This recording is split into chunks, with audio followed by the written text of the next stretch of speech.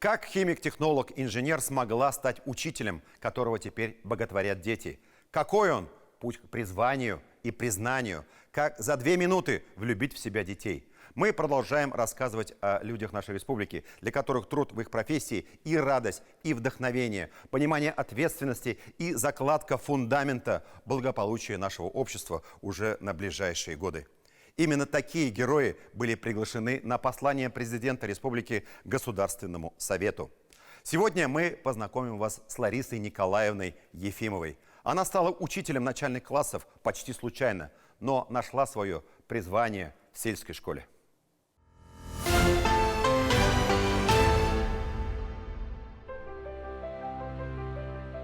Зеркало любой школы – это ее ученики. Здесь, в селе Усады, в прогимназии, где детский сад и начальная школа под одной крышей, обстановка почти что домашняя. Оттого и самые старшие четвероклассники искренни и легки. Когда здесь находишься, здесь как на 7-м небе. Здесь 2 спортзала, 4 кабинета школы на 1-м этаже, а на верхнем этаже еще и садик есть. А учителя какие здесь? Ну-ка. Очень хорошие. Очень добрые. И на самом деле это образ такого, на самом деле, более доброго, такого позитивного человека. В старших классах это уже более такой строгий учитель.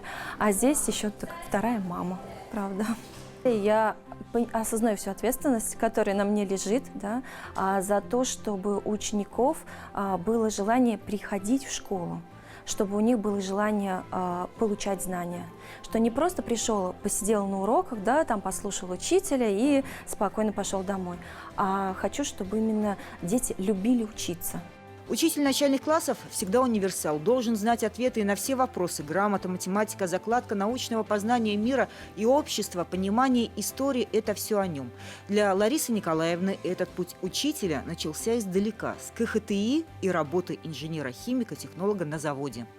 И если бы кто-то тогда на 3-м курсе мне сказал, что вот я получу 2-е образование и пойду учиться в школу, честно, я бы сказала, что такого невозможно, такого вообще не может быть. Но вот так случилось. И на самом деле я не жалею, мне очень нравится работать с детьми. От учителя химии и биологии в старших классах к начальной школе. Как подтверждение правильности выбора пути многочисленные дипломы и благодарственные письма. Победа на муниципальном этапе на звание «Учитель года». Работа по призванию привела к признанию. Лучшие учителя республики были приглашены на официальное мероприятие, отмеченное в послании президента Рустама Минниханова Государственному совету на следующий 2023 год, который объявлен годом педагога и наставника. В нашем лице мы аплодируем всем учителям нашей республики. Рахмат сизге. Прогимназия в Усадах открылась 6 лет назад. Тогда это было почти экспериментом, преемственность дошкольного образования с начальной школой, возможность самого маленького возраста выявить и развить способности каждого.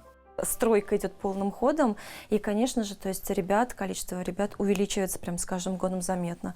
То есть если первые выпуски у нас были 16 человек в классе, то сейчас уже 24, то есть это огромное количество для нашей небольшой школы. Ну, места хватает и... Пока хватает. Пока хватает, но, конечно, хочется еще, может быть, пристроить что-то. Усады действительно растут. Сейчас это, по сути, пригород Казани. Прирастает IT-производством и новыми улицами, а возводимые даже не микрорайоны, а комплексы жилых высоток, способные вызвать демографический бум уже в ближайшие годы. Границы стираются, как и требования и стандарты образования. Городскую и сельскую школу уже не отличить. И вероятные вопросы в отношениях с детьми и родителями такие же, как и в больших городах. Сейчас дети более открытые. Они посещают различное количество кружков, они более развиты в плане интересов, они более развиты в информационном плане, то есть где-то что-то знают, да, могут какие-то игры, возможно, смотреть, увлекаются играми. Их может быть сложнее в этом плане увлечь уроком.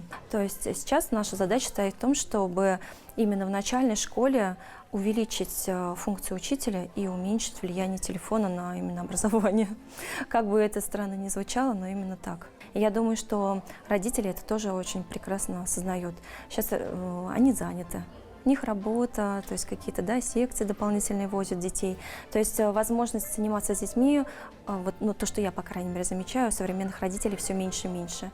И поэтому, наверное, тем ценнее именно вот это очное обучение, взаимодействие с учителем. Мы стараемся как можно больше давать ребенку на уроки. Давай вместе делать домашнее задание. Йоу!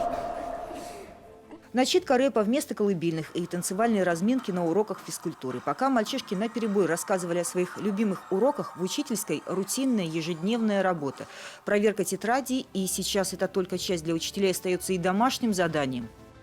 Через 4 года обучения детей отпускают и выпускают уже в другую школу, где оценку работы коллектива начальной школы дают уже педагоги среднего звена. А пока в начальной школе, особенно в прогимназии, бывает и такое, даже если это из съемки юмористического журнала. Внимание, внимание! Первый день вежливости в школе окончен. Всем спасибо!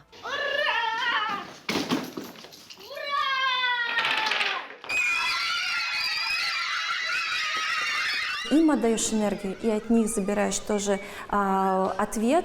Это и положительные, да, моменты бывают, отрицательные тоже уж бывают, без этого никак. Но вот это обмен энергией, на самом деле, наверное, это то, ради чего, вот, может быть, учителя работают. Вы вообще замечали, что учителя, особенно начальной школы, они такие вот всегда молодые, душой. Почему? Потому что невозможно быть такой ворчливой, да, учительницей, когда с тобой такие активные дети. Сельская школа – это всегда даже не коллектив, а большая семья. И в любые времена сельский учитель был и остается в особом статусе, несмотря на гонки за инновационными методами обучения, дополняемость техническими средствами. Первый учитель всегда будет первым, созидателем, примером и другом. Татьяна Тимошенко, Александр Лобанов. 7 дней.